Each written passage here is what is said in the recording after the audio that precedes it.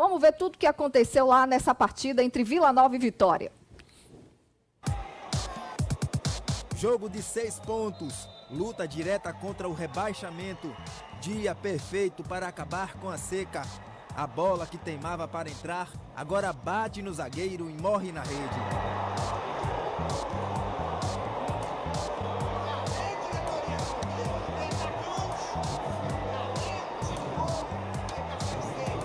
O Wesley fez o primeiro gol do Vitória contra o Vila Nova.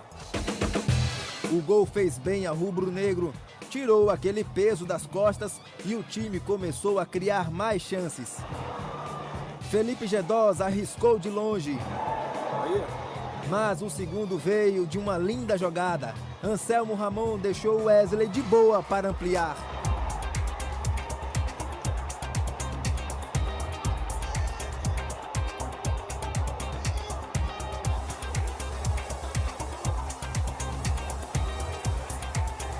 Golaço! 2-0 Vitória. Só que a noite ainda reservava grandes emoções. No segundo tempo, o Vila Nova foi para cima. Foi aí que Ronaldo começou a salvar o time. E quando a bola passava por ele, a trave evitava o pior. O Vitória sofreu, mas segurou um resultado importante fora de casa. 2-0 e 7 jogos de invencibilidade na competição. Meu trio, tempos distintos, né? Vitória terminou o primeiro tempo aí vencendo por 2-0. No segundo tempo tomou uma pressão danada do Vila Nova. O Vila Nova que esbarrou na falta de qualidade técnica do time, né? Se não poderia ter empatado ou quem sabe até chegado ao resultado. Mas eu vi um trecho hoje da entrevista do Amadeu na Band News FM em que ele fala que jogou para o resultado, né? E esses 3 pontos eram essenciais nesse momento do campeonato. Realmente, o mais importante nesse momento são os 3 pontos. Né? O Vitória está numa situação que não pode exigir do treinador nem da sua equipe uma exibição de gala. Tem que ser eficiente e eles foram. Foi uma grande partida? Não. Mas foram competentes, que as poucas oportunidades criadas foram convertidas.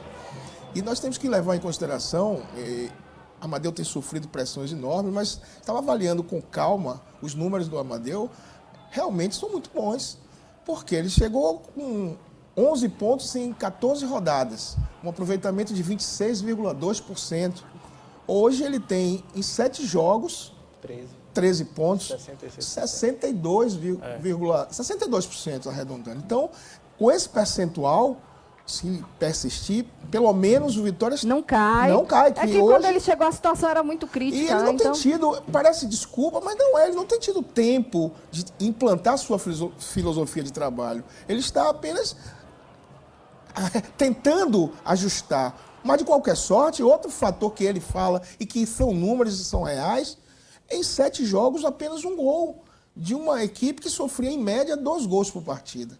O torcedor está chateado, claro, porque tiveram alguns resultados em casa que não foram o desejado, mas tem que olhar de uma forma macro, ou seja, 62% de aproveitamento. Se mantiver essa média, o Vitória não cai. E é isso que tem que se prender. Depois de sair desse problema, aí sim, vai ver, remontar uma equipe para o ano que vem, mas nesse momento, o mais importante agora é continuar nessa toada e fugir de um rebaixamento, que era um fantasma que está deixando o torcedor. Um risco iminente, né? Muito grande.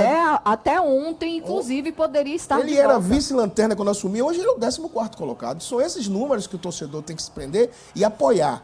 No próximo jogo contra o Guarani, tem que ter um apoio, independente de agradar ou não as mudanças. Ou seja, quem quer, e o torcedor apaixonado quer ver seu time fora desse problema, tem que estar junto com a comissão técnica e com seus jogadores. O Vitória não fez um grande jogo ontem, não, mas conseguiu ser eficiente. Como disse o Roberto, nas oportunidades que teve, concluiu, principalmente no primeiro tempo. Antes do gol, aos 27 do primeiro tempo, o Vila Nova tinha o controle da posse, rondava a área do Vitória, mas efetivamente criava muito pouco, era um jogo de poucas ocasiões. O grande problema do Vitória estava na retomada da bola, o Vitória não conseguia ficar com a bola. E também um problema defensivo pelo lado esquerdo, o Capa com dificuldade na marcação, justamente pela falta de recomposição do G2. Mas o Amadeu foi muito inteligente no momento que ele tirou o G2 da ponta puxou para o meio e trouxe o Lucas Cândido. O Vitória corrigiu, fez o primeiro gol, o gol fez bem ao Vitória, o Vitória melhorou no jogo, fez o 2-0.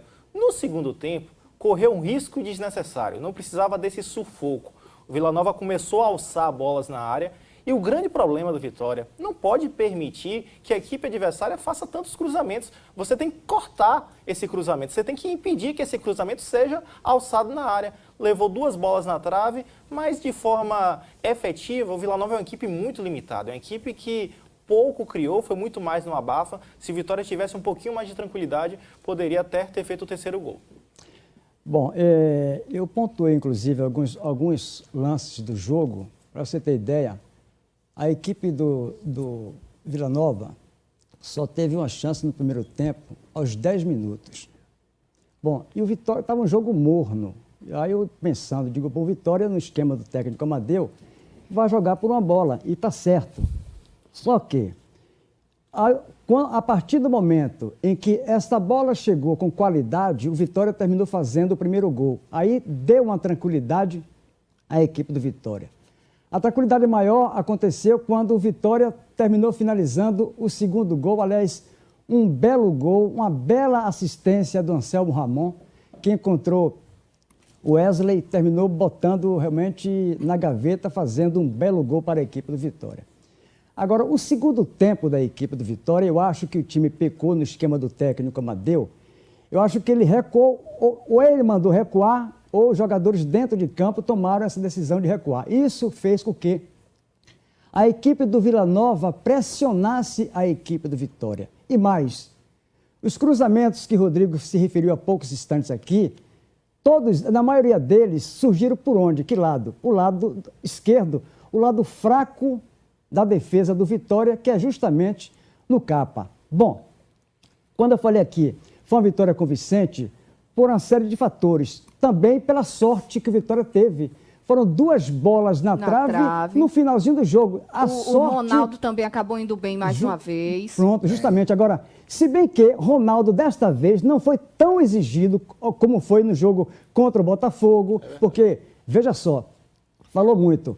O Vitória não vinha perdendo, não vinha tomando gols. Tudo bem. Agora, deve-se muito também ao trabalho dos goleiros. Os goleiros trabalharam muito. Ronaldo foi responsável em 2 ou 3 rodadas e o Vitória não perdeu o jogo. A mesma coisa acontecendo com o uruguaio, o Martínez. Bom goleiro, aliás, que está entregue ainda ao departamento médico do Vitória. Então, no jogo de ontem, o Vitória contou também com a sorte que precisava contar.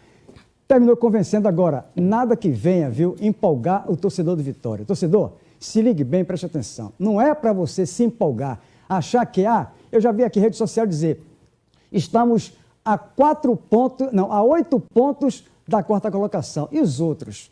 Agora, olha a tabela de baixo. Nós estamos a 3 pontos do rebaixamento. Então, vamos ter um pouquinho de paciência, mas abraçar de critério, time, né? Abraçar torcer o time, é bom. incentivar. Agora, não criar essa expectativa de que já vai subir assim, não é assim. E tem nas 2 próximas rodadas, eu acho que essa sequência de 3 jogos que começou ontem contra o Vila Nova, mais 2 rodadas, Guarani e São Bento, são fundamentais para o Vitória, para nós termos uma ideia do que será o Vitória até o final do campeonato. Para pelo menos o Vitória ter a tranquilidade de terminar no meio da tabela, não ficar nesse sufoco de brigar contra o rebaixamento até o final do campeonato. São concorrentes diretos, são finais de Copa do Mundo para o Vitória. Deixa eu aproveitar que a gente está falando para a nação rubro-negra, que está confirmada a presença amanhã aqui do técnico Carlos Amadeu para falar um pouquinho desse momento do Vitória. E falando nele, o Amadeu foi criticado nas últimas rodadas pela escalação, pelas substituições. Como é que vocês podem avaliar essa parte dele tática de ontem?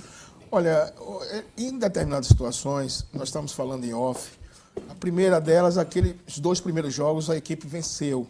E aí, no terceiro jogo, sob o seu comando, ele alterou a equipe. E aí, realmente, não faltou sorte, a equipe não foi bem. E veio aquela máxima, time que está ganhando não se mexe.